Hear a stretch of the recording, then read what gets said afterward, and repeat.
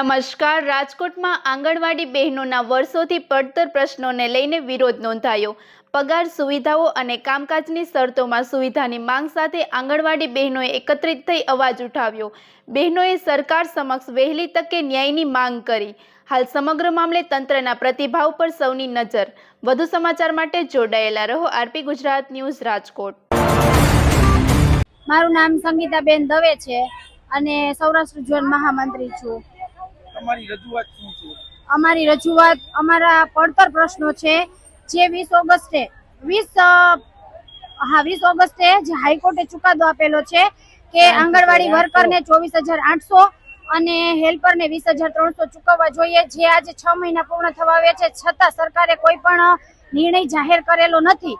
Mobile કેટલા સમયથી અમે બહેનો પોતાના પર્સનલ મોબાઈલમાં કામગીરી કરે છે છતાં સરકારે વચન આપેલ 2022માં પણ હજી સુધી મોબાઈલ આપેલા નથી.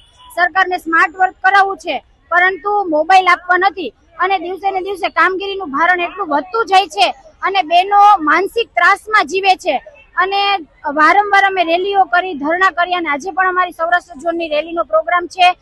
ગુજરાતમાં તમામ જિલ્લાઓમાં જિલ્લાનો પ્રોગ્રામ છે અને આજે અમારી જે પડતર માંગણીઓ લઈને જ અમે આવ્યા છીએ.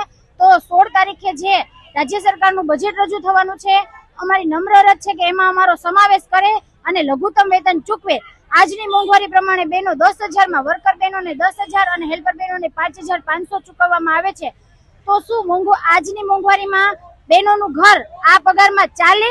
અને કેટલું તો બહેનોને રોકાણ કરવું પડે છે, કોઈ પણ બિલો ટાઈમે ચૂકવાતા નથી અને કામગીરીનું પ્રેશર, કલાકમાં કામગીરી જોઈએ છે પણ વર્ષો સુધી બિલો અપાતા નથી. અને બજેટમાં સરકારે 200 રૂપિયા જે MMY નું ભાડું ચૂકવી અને એવું કીધું કે બહેનોમાં ખુશાલીનો માહોલ.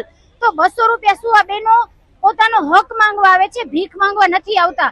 200 રૂપિયામાં કેવી રીતે ખુશાલીનો માહોલ? અમારે પગાર જોઈએ, જે પ્રમાણે કામ કરાવો છો એ પ્રમાણે વેતન ચૂકવો, એવી અમારી અરજી છે.